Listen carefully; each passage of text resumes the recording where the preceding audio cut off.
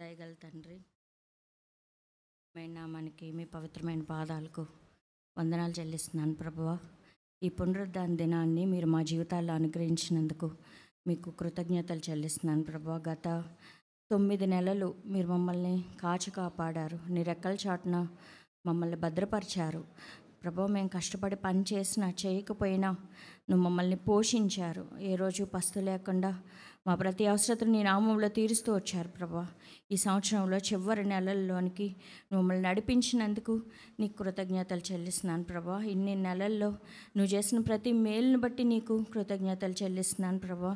చేరొచ్చిన ప్రతి బిడ్డను బట్టి, వారి కుటుంబాలను బట్టి మీకు కృతజ్ఞతలు ప్రభా. ఆరాధనలో మీరు మాకు తోడుగా ఉన్నారు, మమ్మల్ని మీరు నడిపించారు, బలపరిచారు ప్రభా. అందుకే నీకు కృతజ్ఞతలు. మేము విన్న సాక్ష్యాన్ని బట్టి కూడా నిన్ను మేము స్తుతిస్తున్నాం ప్రభా.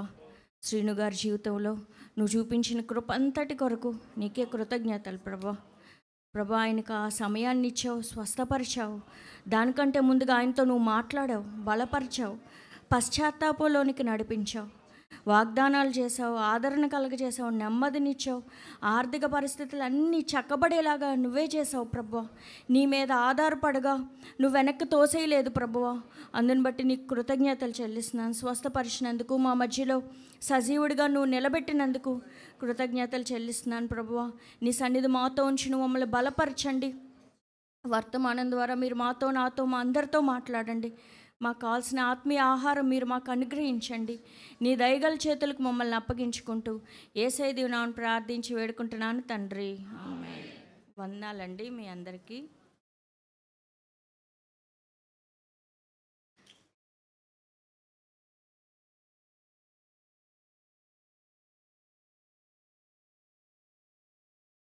పేతురు రాసిన మొదటి పత్రిక చదువుకుందామండి.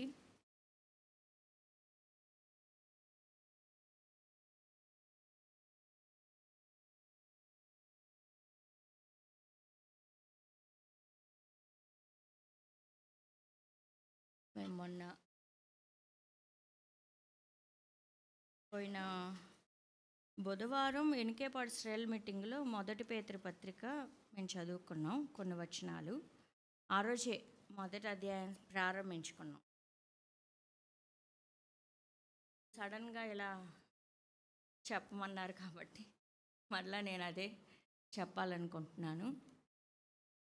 మీకేమన్నా అర్థం కాకపోయినా నా తప్పేం లేదు, నేను చెప్పలేకపోయినా నా తప్పేం లేదు, ఎందుకంటే సిద్ధపడే సమయం లేదు కాబట్టి. అయినా వాక్యంలో కొన్ని విషయాలు మనం గమనిస్తే, మొదటి పేతురు పత్రిక చివరి అధ్యాయానికి వస్తే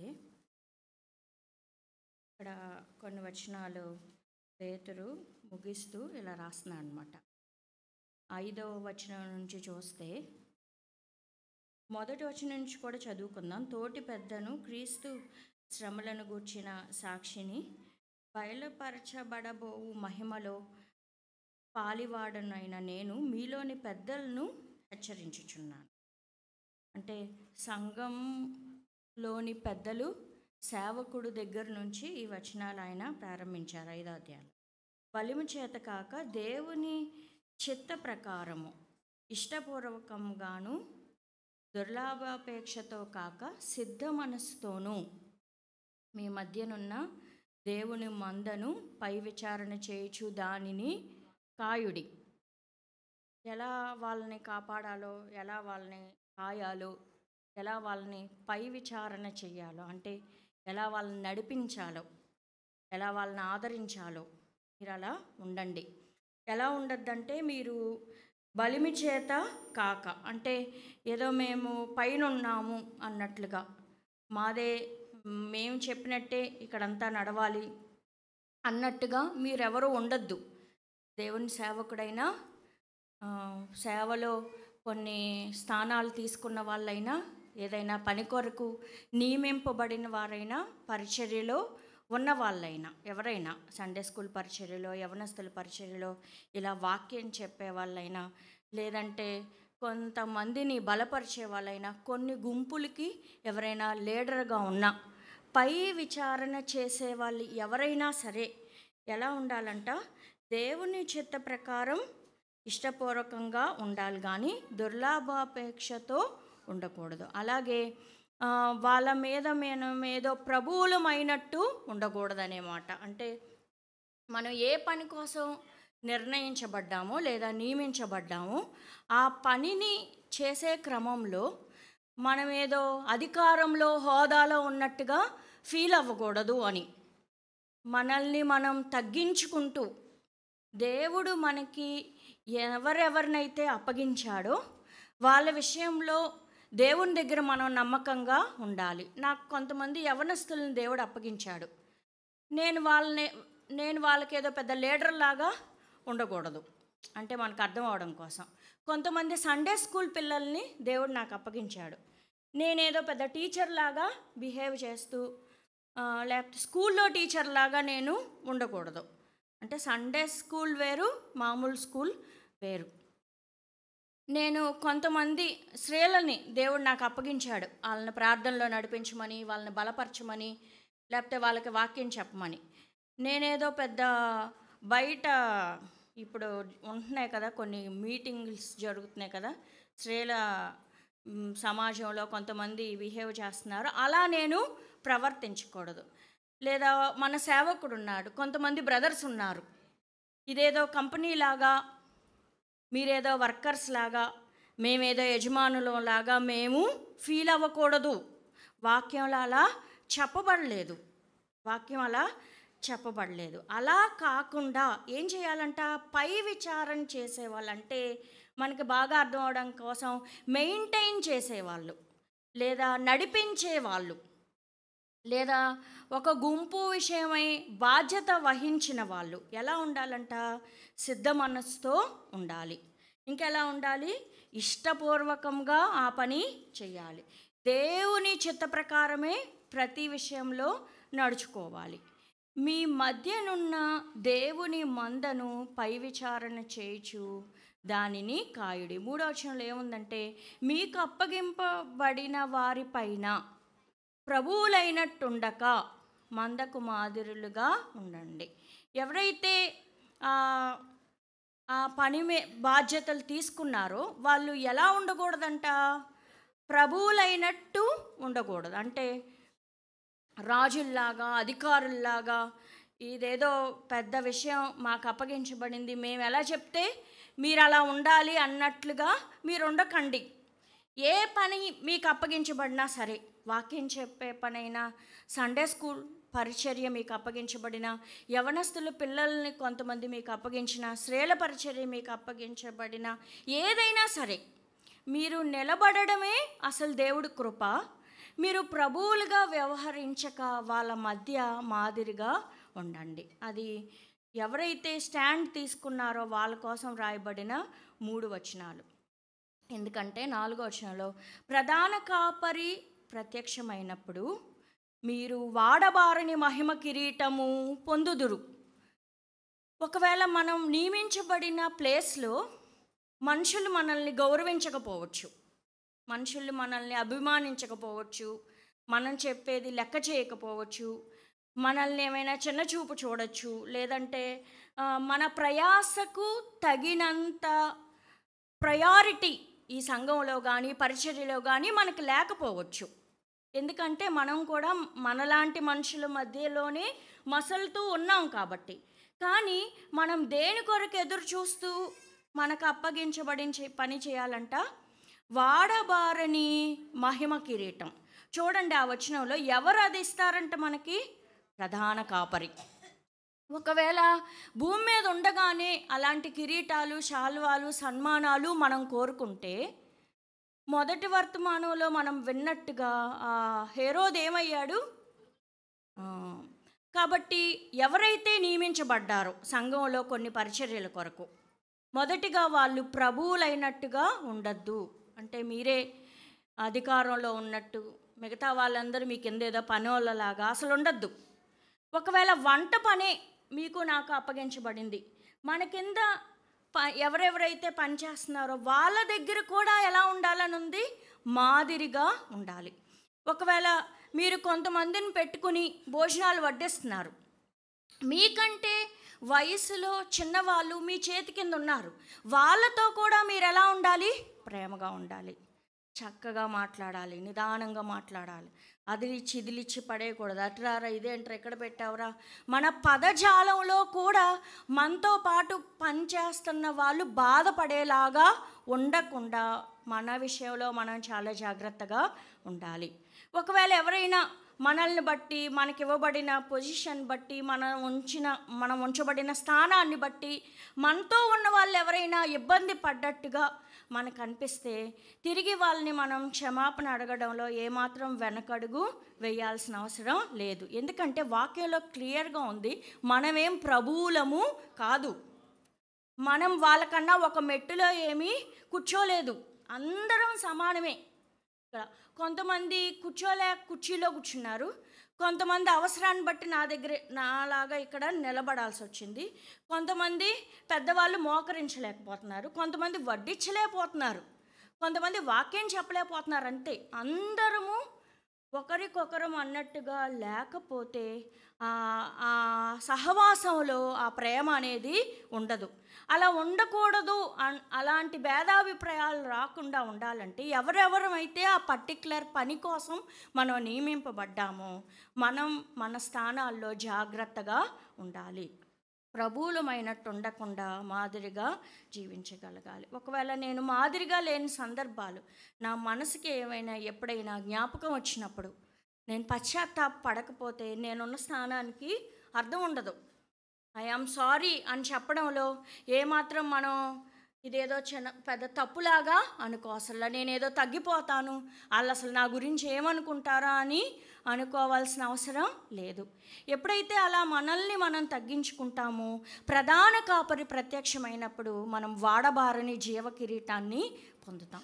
మీరు ఎంతమంది ఆ విషయాన్ని బట్టి ఆదరణ పొందుతున్నారో నాకు తెలియదు, కానీ ఆ వచనాలు చదివినప్పుడు మనందరి మనసులు, మన ఆత్మలో మనకు ఆనంద బాష్పాలు రావాలి. ప్రధాన కాపరి ప్రత్యక్షమయ్యే రోజు కోసం నేను ఎదురు చూస్తున్నాను. ఎందుకంటే ఆయన నాకు వాడబారని జీవ కిరీటాన్ని ఇస్తాడు. ఎవరైనా ఒక ఫ్లవర్ బొకే ఇచ్చారనుకోండి, ఏమైపోద్ది, సాయంత్రానికి వడిలిపోద్ది. శాలువా కప్పారనుకోండి, ఆ క్వాలిటీ నాకు నచ్చకపోవచ్చు. నాకు చీర పెట్టారనుకోండి, నేను కట్టుకుంటాను, కట్టుకోకపోవచ్చు. కానీ దేవుడిచ్చే ఆ వాడబారని కిరీటం కొరకు భూమి మీద మనుషుల నుంచి నేను ఏది ఆశించకుండా ప్రభువు చూస్తున్నాడు అన్నట్టుగా నేను పని చెయ్యాలి, ప్రభువు కొరకు అన్నట్టుగా. దానికి అనుకూలంగా కొన్ని వచనాలు మనం చూస్తే కొలస్సీలకు రాసిన పత్రిక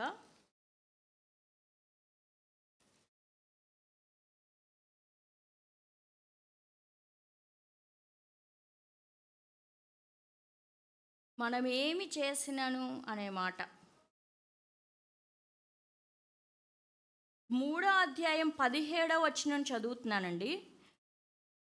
మరియు మాట చేత కానీ క్రియ చేత కానీ మీరేమి చేసినను, కామన్గా ఆ వర్డ్ని మీరు మనసులో పెట్టుకోండి. మీరేమి చేసినను అనే దగ్గర అంటే ఏ పని కొరకు దేవుడు నన్ను నియమించినా, నేను పాడినా, నేను వాక్యం చెప్పినా, పనులు చేసినా, లేదంటే నేను ఊడ్చి చాపలేసినా, క్లీన్ చేసినా, లేదంటే నేను గిన్నెలు కడిగినా, వంటకి సహాయం చేసినా, నేను ఏమి చేసినాను ప్రభువైన యేసు ద్వారా తండ్రి అయిన దేవునికి కృతజ్ఞతాస్తుతులు చెల్లించుచు సమస్తమును ఆయన పేరట చెయ్యాలి.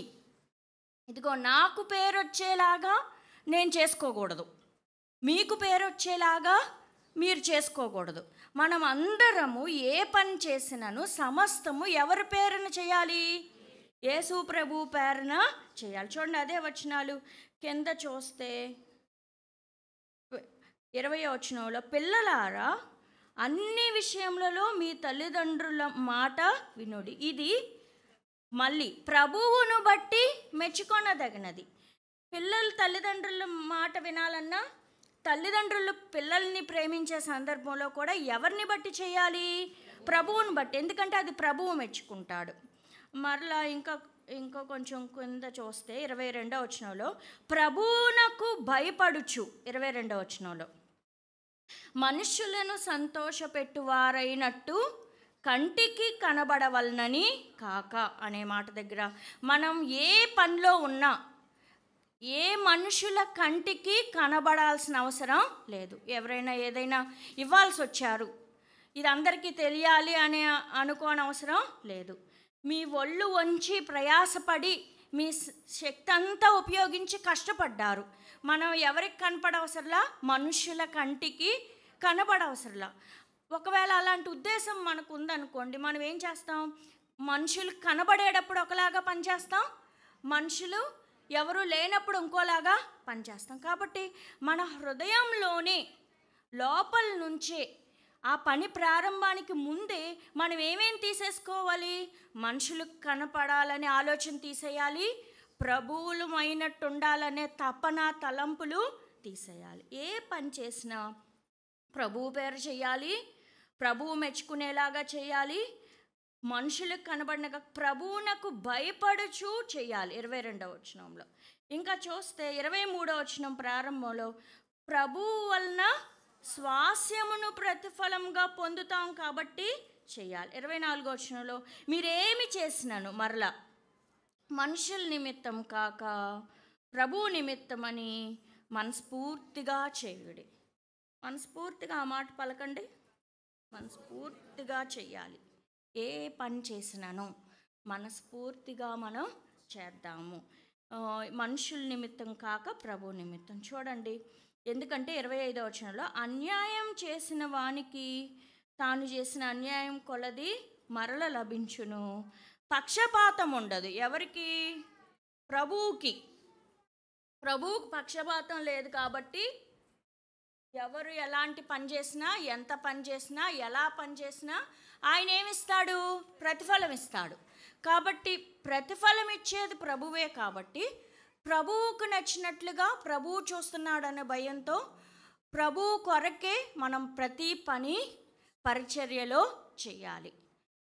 మనం నియమింపబడిన చోట ప్రభువులమైనట్టు ఉండక మన ప్రభువే అన్నట్లుగా మనం ప్రభుత్వం చేయకుండా, మీకు అర్థం అవడం కోసం మనం రూల్ చేయకుండా ఆ ప్లేస్ని ఎవరికి ఇవ్వాలి? ప్రభువుకే ఇవ్వాలి. ఇంకా మరలా మనం 1 పేతురు 5వ అధ్యాయం దగ్గరికి వస్తే, ప్రధాన కాపరి ప్రత్యక్షమైనప్పుడు మీరు వాడబారని మహిమ కిరీటం పొందుతారు. ఇప్పటి వరకు మనం ఎవరైతే రూల్గా చేస్తున్నారో, ఎవరైతే కొన్ని పొజిషన్స్లో ఉన్నారో వాళ్ళ కోసం ఆ 4 వచనాలు చదువుకున్నాం. 5వ వచనం నుంచి చూస్తే, చిన్నలారా మనందరం సంఘమంతా మీరు పెద్దలకు లోబడి ఉండడి, మీరందరూ ఎదుటివాని ఎడల దేన మనస్సును వస్త్రం ధరించుకుని మిమ్మును అలంకరించుకోండి. దేవుడు అహంకారులను ఎదిరించి దీనులకు కృప అనుగ్రహించును. మనందరము చేయాల్సిన ఒక పని ఏంటంటే, మనం మన పెద్దలకు లోబడి ఉండాలి. ఎందుకంటే అందరూ ఎదుటివాని ఎడల దీన మనస్సు అనే వస్త్రం ధరించుకుని మనల్ని మనం అలంకరించుకోవాలి. అలంకరణ అనే విషయం వింటున్నారు కదా, ఆడవాళ్ళకి బాగా రిలేటెడ్గా ఉంటుంది ఆ పదం అలంకరణ. మనం ఏం వేసుకోవాలి, ఏం కట్టుకోవాలి, ఏం ధరించుకోవాలి, ఎలా వెళ్ళాలి. ఏదైనా ఒక కార్యక్రమం వచ్చిందనుకోండి, మన ఆడవాళ్ళంగా ముందు మనం ఆలోచించుకుంటాం కదా, ఏం చేరేసుకోవాలి, ఏం కట్టుకోవాలి, ఎలా వెళ్ళాలి, ఇది పోయినసారి వాళ్ళు చూశారు, ఇక్కడికి వాళ్ళు వచ్చారు, ఇది కట్టుకున్నాం అనుకుంటాం కదా. అలంకరణ అనేది మనకే ఎక్కువ రిలేటెడ్గా ఉంటుంది. కాబట్టి మన కోసం ఒక మాట ఏంటంటే, ఇవన్నీ మనం చేస్తూ, ఉన్నవాళ్ళు చేసుకుంటూ లేని వాళ్ళు చేసుకోకపోయినా అది అలా పక్కన పెడితే, అన్నిటికంటే ముఖ్యంగా మనం ఏ వస్త్రాన్ని అలంకరించుకోవాలంట? దీన మనస్సు అనే వస్త్రాన్ని అది మన పై వస్త్రంగా కనిపించాలి. మనల్ని చూడగానే మనం అంత తగ్గించుకునే స్వభావం కలిగిన వారుగా మనుషులకు అర్థమయ్యేలాగా మన ప్రవర్తనను కాపాడుకోవాలి. అలాగని ఏదో పైకి మనుషులు కనపడుతున్నప్పుడు ఏదో వంగి వందనాలు చెప్పడం, నమస్కారాలు చేయడం, మనుషుల మెప్పు కొరకు మనం ఏమీ చేయనవసరం లేదు. అలా చేయకూడదు. అలా చేస్తే మన రియాలిటీ ఏదో ఒక రోజు ఏమైపోద్ది?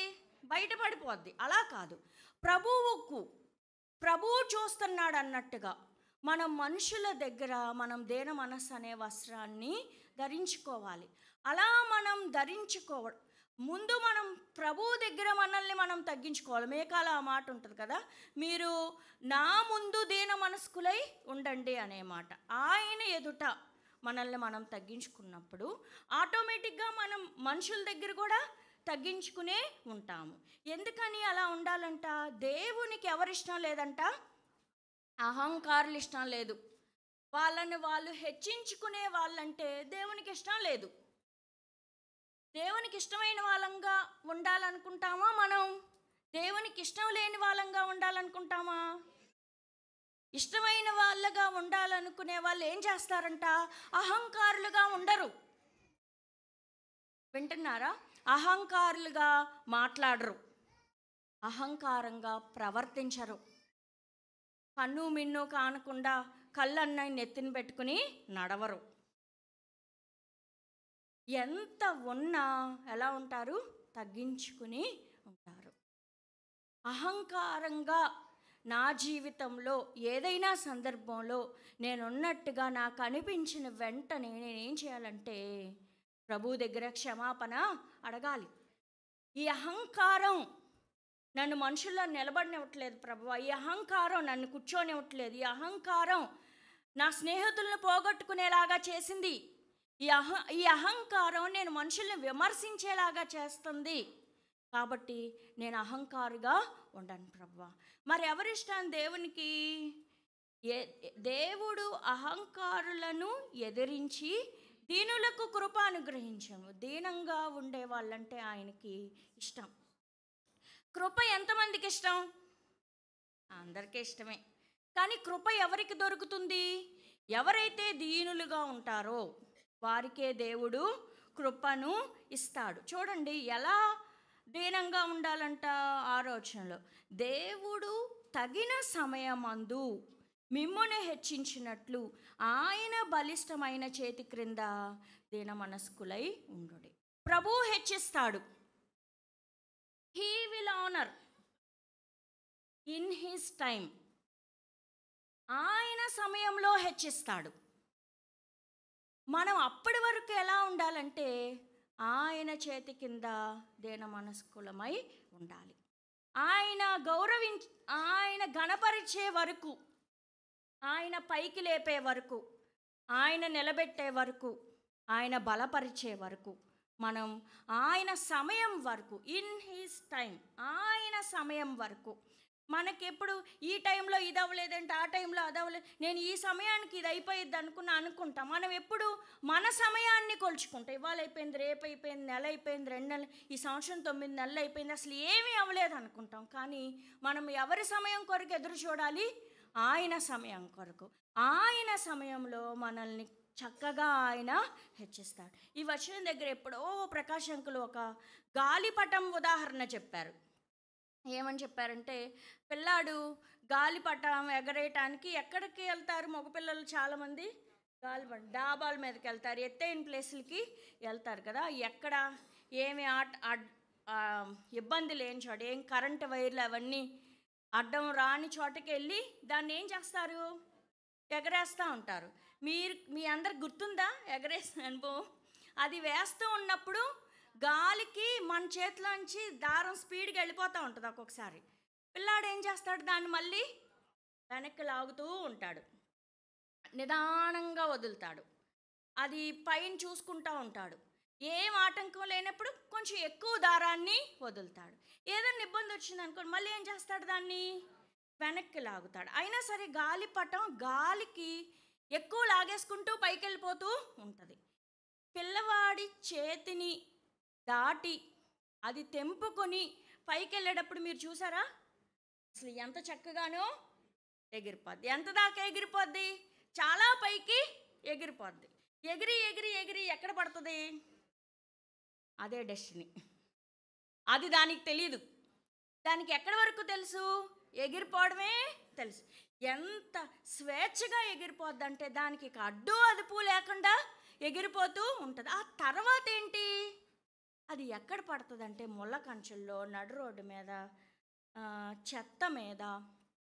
దాన్ని తిరిగి ఎవరు పట్టుకుని మరలా ఉపయోగించడానికి ఆనవాళ్ళు లేని ఆకారాలతో ఎగిరి అది ఎక్కడ పడుతుంది? నేల మీద పడుతుంది. మా ఇంటికి ఈ సంక్రాంతికి ఎగరేస్తూ ఉంటారు కదా. మొన్న మా మిన్ను పైకి వచ్చినప్పుడు చూపించింది, నాని ఇదిగో కైట్ వచ్చిందని. అది 4-5 చిల్లులు పడి 3-4 చిరుగులుగా అయిపోయి అది ఏమాత్రం లేకుండా ఉంది. నాకు ఇది కావాలంటుంది. దానికి నేను అది ఇవ్వగలనా? ఏ రకంగానూ ఇవ్వలేను. ఒకవేళ పిల్లాడే దాన్ని ఎగరేసాడు అనుకోండి, బాగా పైకి ఎగిరిన తర్వాత ఏం చేస్తాడు? నిదానంగా మళ్ళీ దాన్ని వెనక్కి తీసి కంటికి ఆ దారం అంతా చుట్టి జాగ్రత్తగా దాన్ని తీసి భద్రం చేసి ఒక పక్కన పెట్టి మళ్ళీ ఒక టైం వచ్చినప్పుడు మనం కూడా అంతే. దేవుడు ఎగరేస్తూ ఉండగా ఆయన చేతిలో మనకు కొంచెం కష్టంగా అనిపించినప్పటికీ మనం అందరము ఆయన చేతిలో ఉంటే ఏం చిరుగులు, ఇబ్బందులు, లేకపోతే నలతలు, నలిగిపోటాలు లేకుండా అలాగా నిదానంగా స్టెప్ బై స్టెప్ మనం ఎగురుతూ ఎదుగుతూ ఉంటాము. మన ఇష్టానుసారంగా మనం ఎగిరిపోవాలనుకోండి, ఏమవుద్ది? ఫైనల్గా గాలిపటంలాగా అయిపోతుంది. మనం అలా అవ్వడం, మనల్ని రక్షించి మన కోసం ప్రాణం పెట్టిన దేవునికి ఇష్టం లేదు. కాబట్టి ఆయన మనల్ని ఎలా ఉండమంటున్నా అంటే, నా బలిష్టమైన చేతి క్రింద మీరు దీన మనస్కులై ఉండండి, నా టైంలో నేను మిమ్మల్ని హెచ్చిస్తాను. ఎందుకంటే అహంకారులు నాకు ఇష్టం లేదు.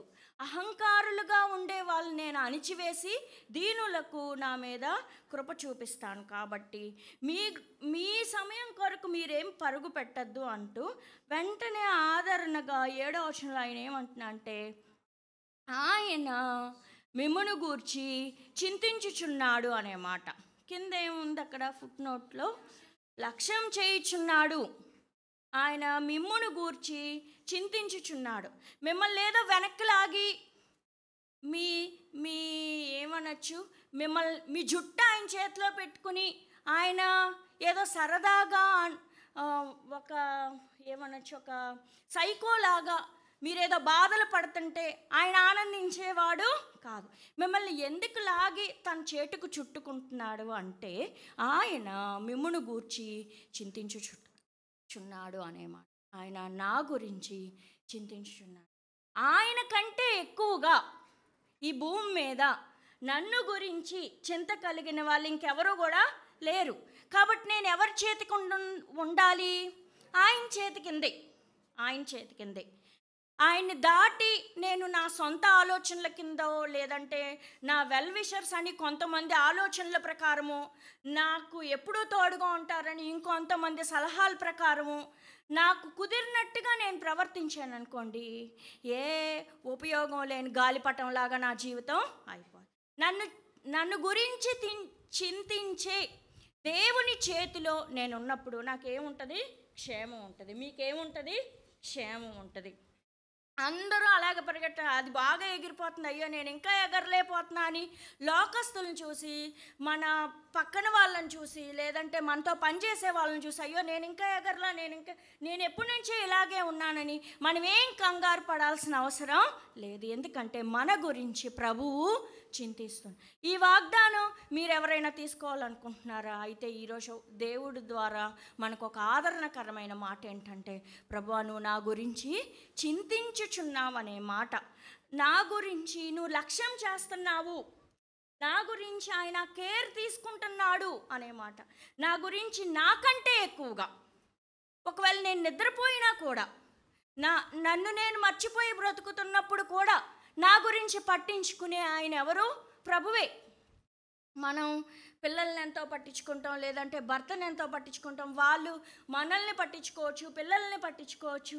వీటన్నిటినీ దాటి వాటన్నిటికంటే ఎక్కువగా మనల్ని పట్టించుకునే ప్రభువు ఉన్నాడు. మనం ఏం చేయాలంటే ఆయన బలిష్టమైన చేతి క్రింద దీన మనస్కులమై ఉందాం. ఆయన ఏం చెప్తున్నాడో, ఆయన ఎలా ఉండమంటున్నాడో, ఆయన ఎలా మాట్లాడమంటున్నాడో, ఎలా ప్రవర్తించమంటున్నాడో అడుగడుగునా వింటూ అందులో నుంచి నేర్చుకుంటూ అలా ప్రవర్తిస్తూ ఆయన చేతి కింద ఉంటే, ఆయన రైట్ టైంలో, ఆయన సమయంలో మనల్ని ఏం చేస్తాడు?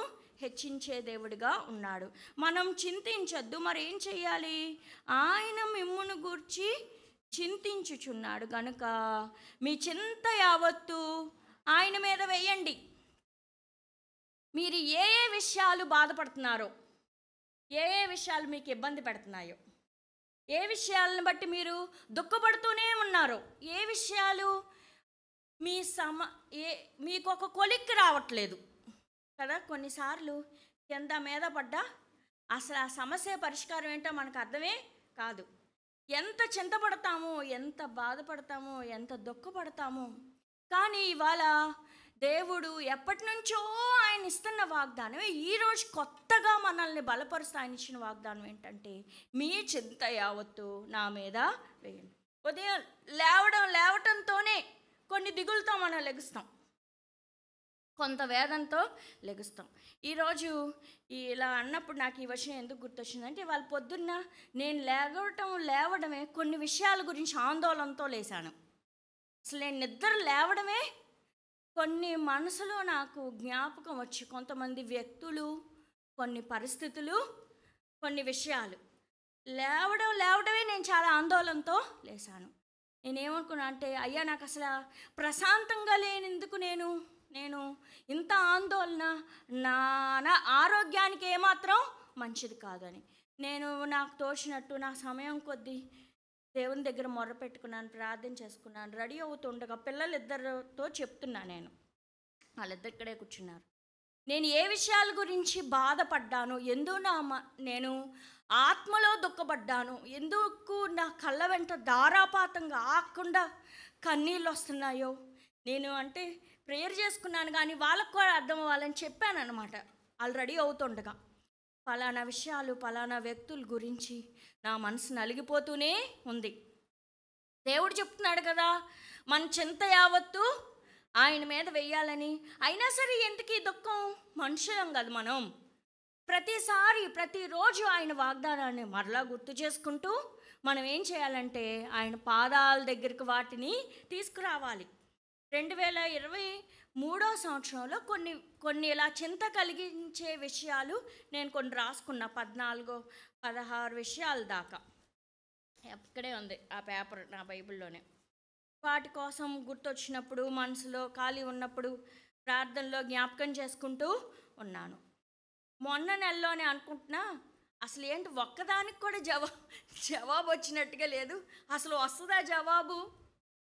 కొన్నిసార్లు మనం ఏమవుతాం, ప్రార్థన చేసి అసలు చూస్తామా సమాధానం వస్తుందా? వయసు పెరిగిపోతుంది, ఈ పిల్లలకి పెళ్ళిళ్ళు ఎప్పుడు అవుతాయి? కొన్నేళ్ళుగా కొంతమంది ఇబ్బంది పడుతున్నారు, వాళ్ళ పరిస్థితులు ఎప్పుడు చక్కబడతాయి? వాళ్ళ ఆ స్టేజ్లోంచి ఎప్పుడు పైకి వస్తారు? వీళ్ళు ఈ పరిస్థితి నుంచి ఎప్పుడు బయటపడతారు? ఈ కుటుంబంగా ఎప్పుడు కట్టబడుతుంది? ఈ భార్యాభర్తలు ఎప్పుడు కలిసి ఉంటారు అనే విషయాలు మనల్ని చాలాసార్లు దేనికి గురి చేస్తాయంటే, తీవ్రమైన చింతకు గురి చేస్తాయి. కానీ ప్రతి సందర్భంలో, ప్రతిసారి మనం ఏం చెయ్యాలంటే, ఇక్కడ వాక్యం చెప్పబడుతుంది, మీ చింత యావత్తు ఆయన మీద వెయ్యండి. ఎలా వేయాలంట? మనకి అందరికీ బాగా తెలిసిన వచనాలే. ఎక్కడుంది అది? ఫిలిప్పీలకు రాసిన పత్రికలో చూస్తే మనం ముగించుకుందాం ఆ వచనాలు చూసి.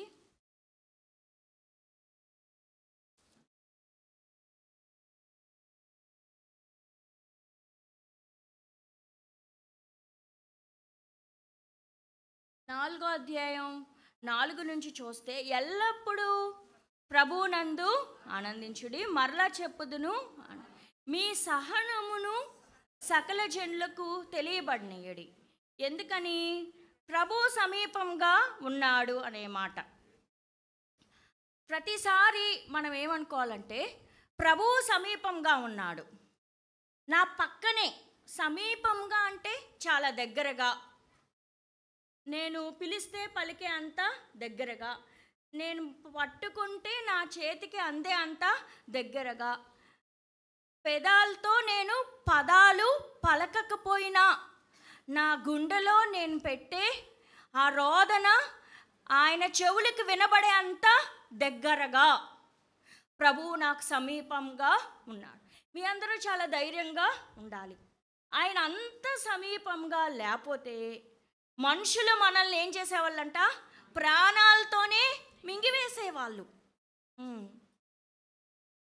మీరు నమ్ముతున్నారా? ధైర్యంగా ఉండాలి. ప్రభు ఎలా ఉన్నాడు? సమీపంగా ఉన్నాడు. కాబట్టి మనం ఏం చేయాలి?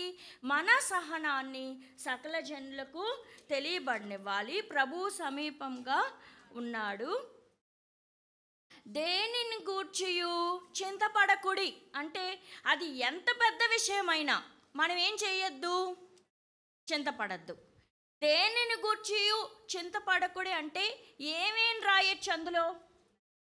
ఏదైనా రాయచ్చా? అమ్మో ఇది మరీ పెద్దదిలే, ఆయనకు కూడా కొంచెం కష్టమే అనేది ఏమన్నా ఉంటుందా? ఏమన్నా రాయచ్చా? క్యాన్సర్ రాయచ్చా? రాయచ్చు. స్వస్థత వచ్చిందా లేదా? దేవుడు విడిపించాడా లేదా? అలాంటప్పుడు అంతకన్నా పెద్దవా మన విషయాలు? దేవుడు కలగ చేసుకుని క్లియర్ చేయలేనివా?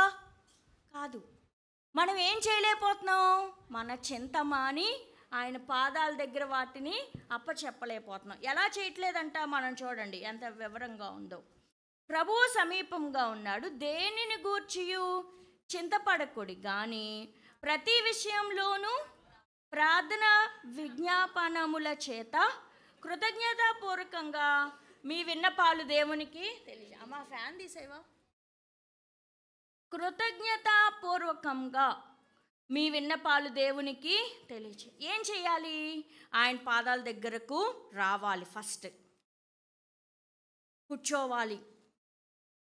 ఏ చింత అయినా మనం ఎలా మొదలు పెట్టాలంటే కృతజ్ఞతాపూర్వకంగా ఆ విషయాలు దేవుని దగ్గర ప్రారంభించాలి. ప్రభువా ఇంతకంటే పెద్ద విషయమే, ఇంతకంటే పెద్ద అనారోగ్యమే, ఇంతకంటే పెద్ద సమస్యే గతంలో నా జీవితంలో నువ్వు చేసావు, నా సంఘంలో నువ్వు చేసావు, పలానా సహోదరు విషయంలో చేసావు, పలానా సహోదరుడి విషయంలో చేసావు, మరణపు అంచుల వరకు వెళ్ళిన వాళ్ళని నువ్వు కాపాడేవయ్యా.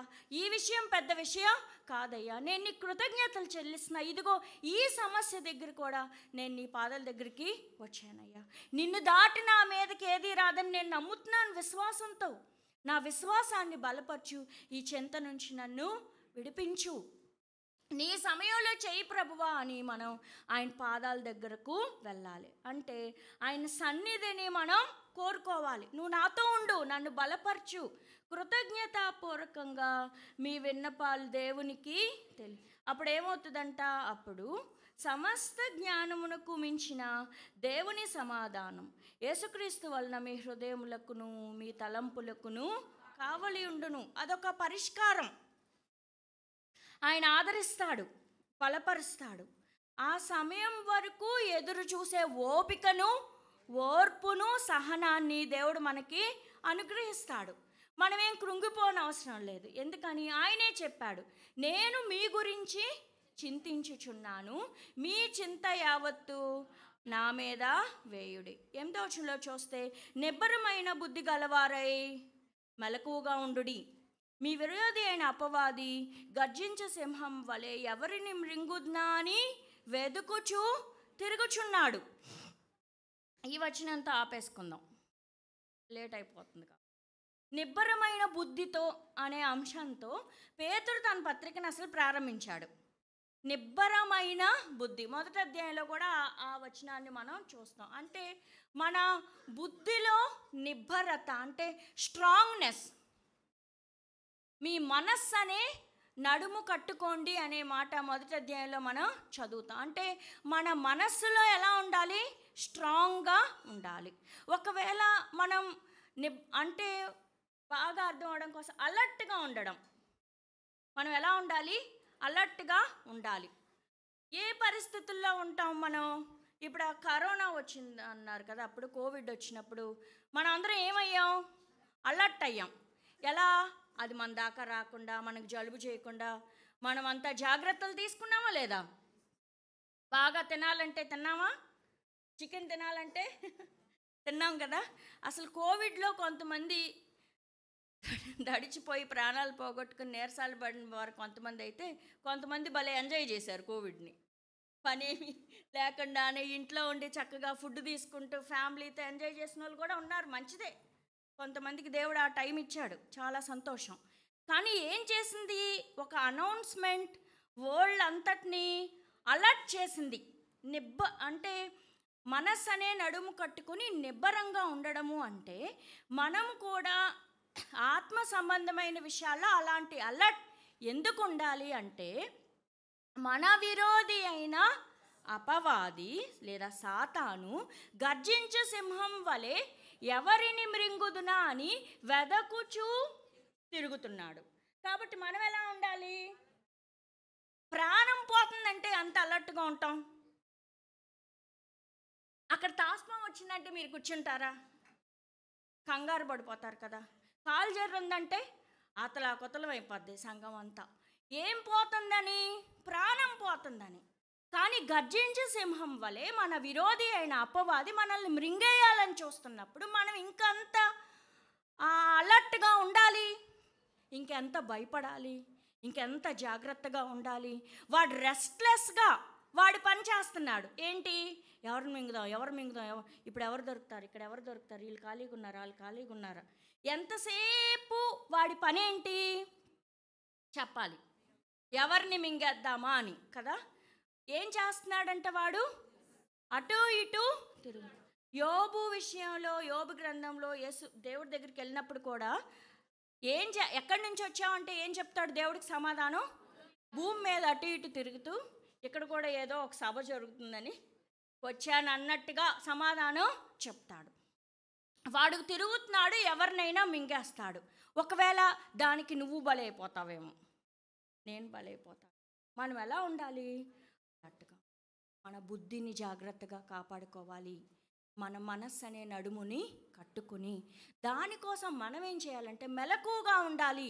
అంటే అస్సలు నిద్రపోవద్దని కాదు, మన ఆత్మలో మెలకువగా ఉండాలి. వాడి చేతికి నేను ఏ రకంగానూ చిక్కను. అపవాదికి చోటు ఇక్కడే అని ఉంటుంది కదా.